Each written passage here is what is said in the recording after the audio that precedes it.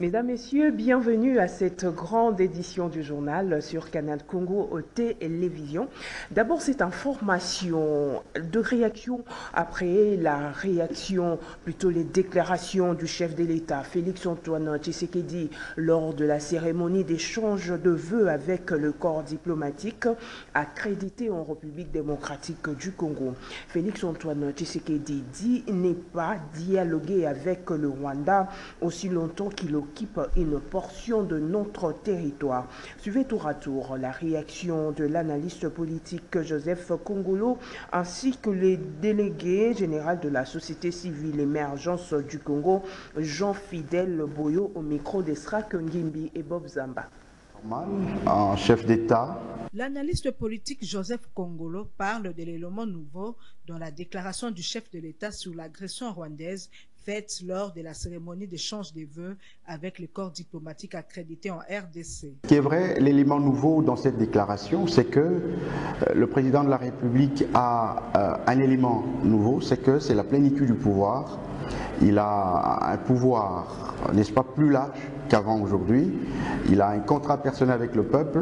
Il a été élu à hauteur de 73%, c'est-à-dire qu'il voit sa responsabilité prendre la hauteur et par conséquent, je crois qu'il doit se déterminer en fonction de cet élément nouveau d'ailleurs, qui doit faire en sorte qu'il confirme, n'est-ce pas, cette orientation politique, particulièrement dans cette matière, de ne pas négocier avec ce qu'on a qualifié de terroristes, donc c'est aussi logique, et il fait appel justement à des organisations internationales à pouvoir sanctionner le Rwanda.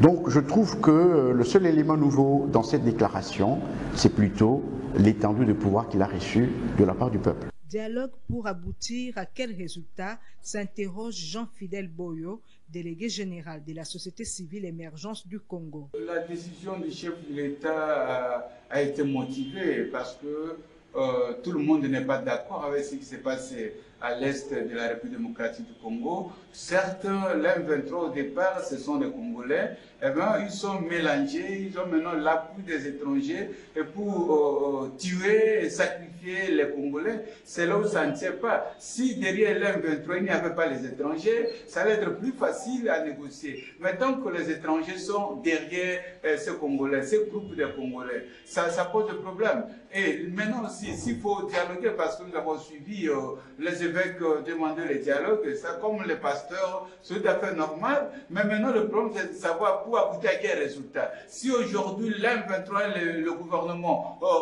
se mettent sur la table pour négocier, pour avoir quel résultat? Si les résultats ne seront pas satisfaisants vis-à-vis du peuple congolais, à mon humble avis, je pense que le chef d'État a raison de refuser de dialoguer avec l'M23 parce que tout est lié au résultat attendu de tout ce que nous allons poser comme acte.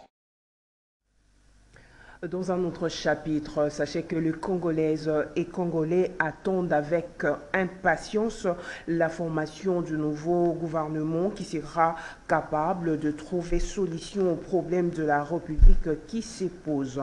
Cependant, quel profil pour le prochain Premier ministre? Maître Toussaint Beya, cadre de l'Alliance pour les changements, n'attend rien du prochain gouvernement car, dit-il, eux tous sont les fruits de la fraude électorale du 20 décembre 2023, il a dit à Maxime Makabo. Nous, de l'opposition, nous avons d'ailleurs même contesté ces élections, dont nous avons qualifié ça d'un coup d'État électoral. Comment voulez-vous, nous, de l'opposition, nous puissions vous donner le profil ou encore le feedback de celui qui sera Premier ministre? D'ailleurs, nous avons contesté ces élections. On n'a pas, nous, cette qualité de vous proposer, de vous conduire cette qualité ou compétence.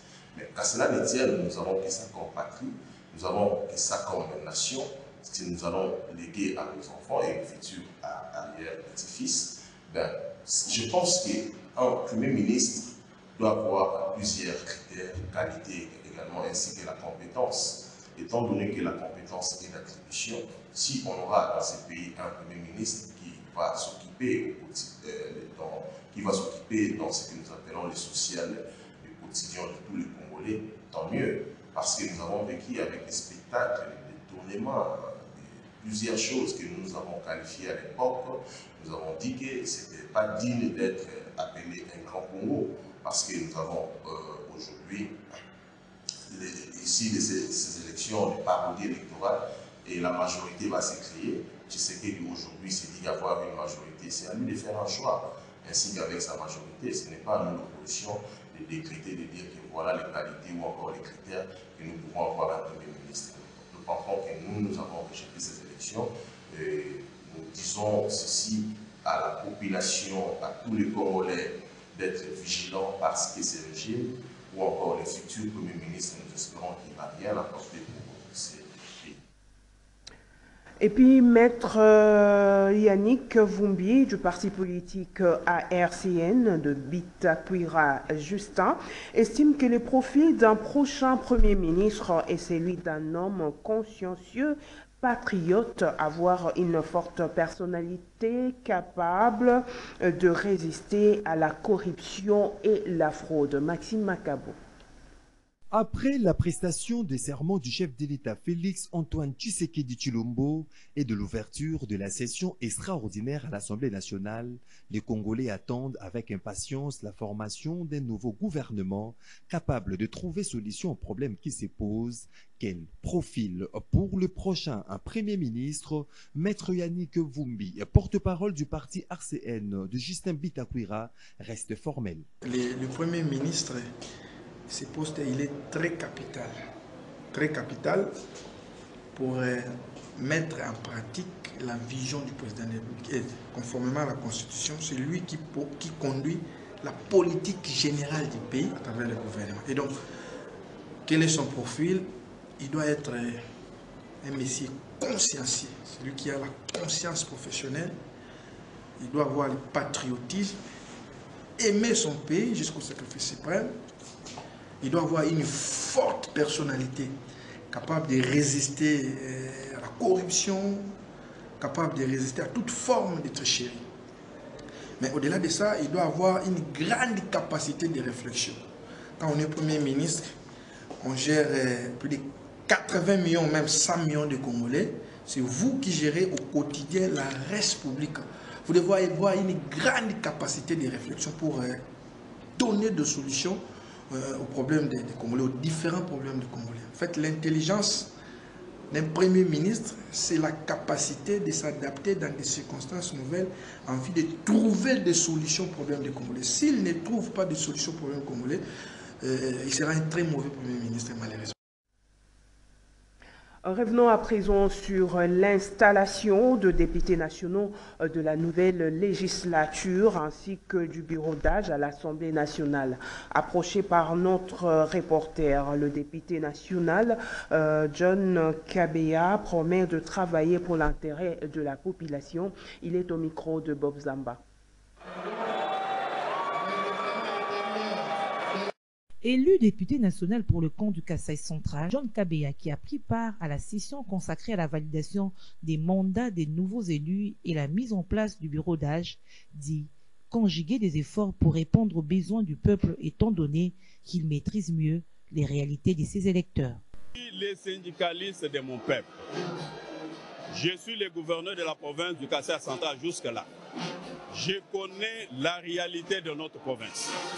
C'est une province qui a beaucoup de problèmes. Et en tant que gestionnaire, je sais là où je peux toucher pour répondre positivement à la demande de notre peuple. Il n'y a pas d'eau, il n'y a pas d'électricité. Et comme je suis élu national, qu'est-ce que je dois faire? Alors ensemble avec des collègues, nous allons conjuguer des efforts pour répondre aux besoins de notre peuple. Parce que les députés ne construisent pas de routes. Les députés ne construisent pas de maternité.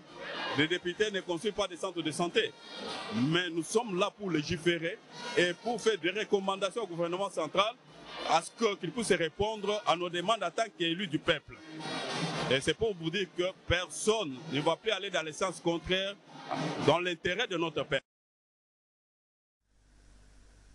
Et puis la République démocratique du Congo, classée parmi les 15 pays le plus corrompus au monde en 2023. Elle est placée à la 62e position sur les 184 pays évalués par Transparency International à travers son rapport de l'indice de perception de la corruption pour l'année 2023.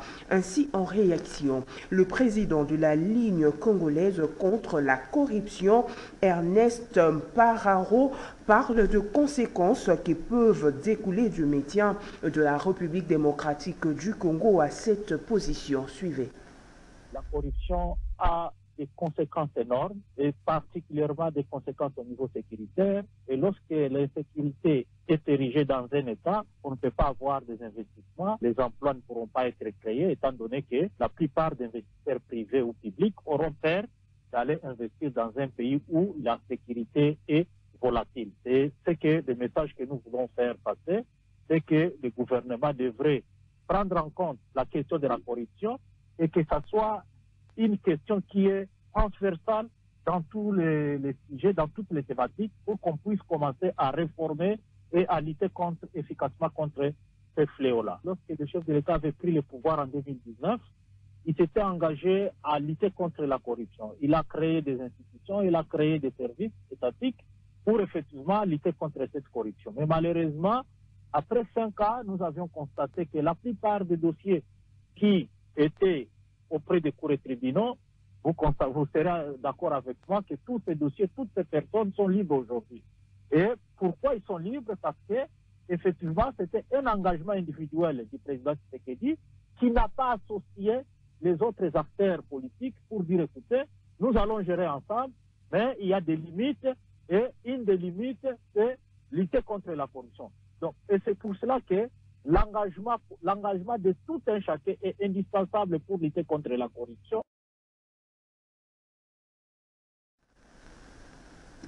Le remplaçant de Fene Mwanantemi comme président intérimaire de Bundu Dia Mayala est connu. Il s'agit de M. Dinganga Bokambela Mbile. Il a été désigné comme président intérimaire par le membre fondateur signateur de l'acte constitutif. Suivez. L'ordre du jour de la réunion du 30 janvier 2024, les membres fondateurs signataires des statuts de Bundu Dia Mayala porte sur un seul point, à savoir la désignation du président national intérimaire de Bundu Dia Mayala en remplacement de Né Mwanantemi, président national de Bundu Dia Mayala et chef spirituel de Bundu Dia Congo, décédé à Kinshasa depuis le 18 octobre 2023.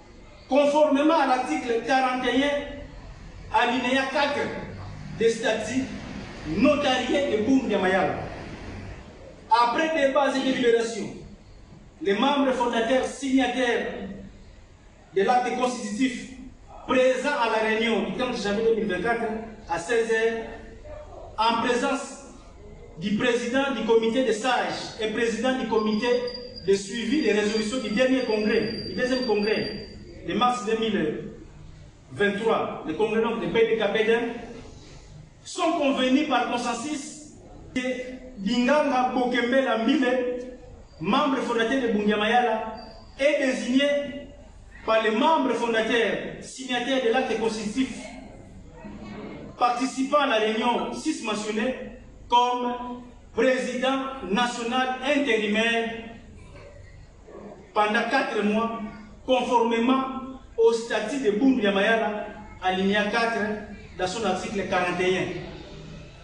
Le président national intérimaire va gérer collégialement avec les autres membres fondateurs, signataires des statuts notariés de Bundu Dia Mayala. Et puis la notabilité de Rutshuru alerte sur le mouvement des hommes armés en provenance de l'Ouganda. Ils entrent en République démocratique du Congo via la frontière de Kitagona en groupement de Boussanja. Notre correspondant Joël Kamabou nous en dit plus. La notabilité de Rutshuru Rutshuru au Nord Kivu alerte sur des mouvements des hommes armés qui viennent de l'Ouganda et qui entrent à RDC depuis la semaine dernière.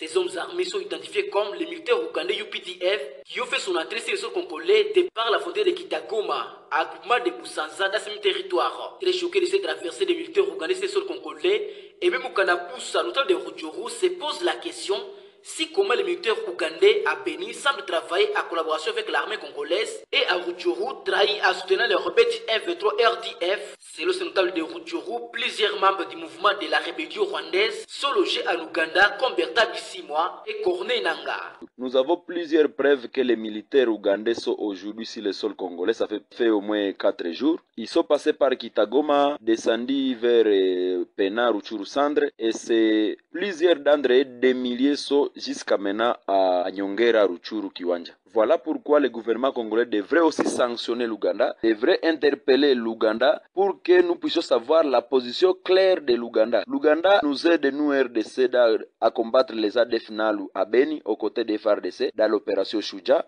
Mais nous voyons ces mêmes Ougandais combattre nos FARDC à Bunagana. Plusieurs d'entre eux, leurs chefs civils et militaires, passent nuit en Ouganda. Cela est clair. Pour que Nanga quitte Nairobi, il va passer par l'Ouganda. Si l'Ouganda était aux côtés de la RDC, il devrait même arrêter tous ces criminels qui sont logés aujourd'hui en Ouganda, craignant les frappes de drones, et la paix pourra revenir le plus urgemment vite. Pour dire, la population congolaise dénonce avec dernière énergie l'avancée et la traversée des frontières des militaires RDF M23 à morphologie ougandais. Pour dire, nous voulons voir la position de l'Ouganda, si il est aux côtés des M23 ou aux côtés des FARDC.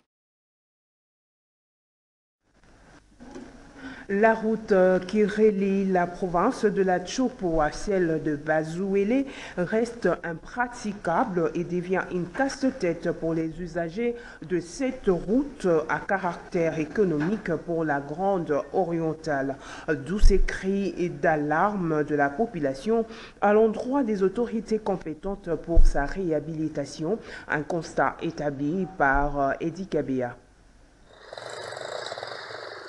Nous sommes ici sur la route reliant les Bazouélé à la province de la Tchopo, une route dans un état de délabrement très avancé, impraticable et difficile pour les motos et même les véhicules poids lourds de circuler normalement. Une route pourtant d'une importance économique, la traversée ressemble aujourd'hui à un chemin de la croix. Les usagers motocyclistes et conducteurs de véhicules, des grands cars qui s'embourbent, passent beaucoup plus de temps que prévu, d'où ces cris de détresse. Reliant le Bazouélé à la province de la Tchopo est dans un état vraiment spécial, pour ne pas dire dans un état qui laisse à déplorer. Ça fait plusieurs années que cette route n'est plus réhabilitée, parce que cette route avait déjà été construite. Lorsque nous étions jeunes, nous parcourions ce tronçon Bouta-Kisangani en moins de 6 heures du temps, tout au plus 6 heures. Mais depuis un certain temps, depuis 2006, jusqu'à aujourd'hui, l'État n'est pas entretenu. La route n'est pas entretenue. Donc, connaissant ce que nous voyons aujourd'hui, vous voyez l'état dans lequel nous sommes,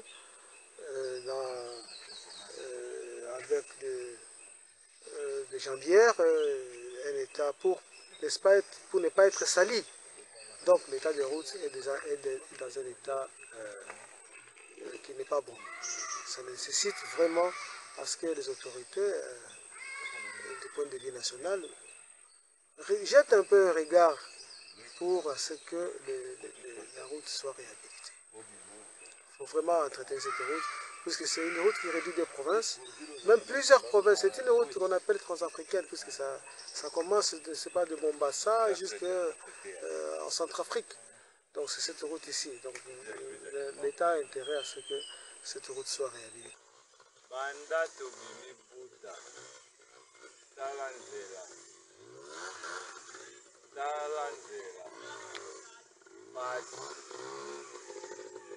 Les autorités sont donc interpellées.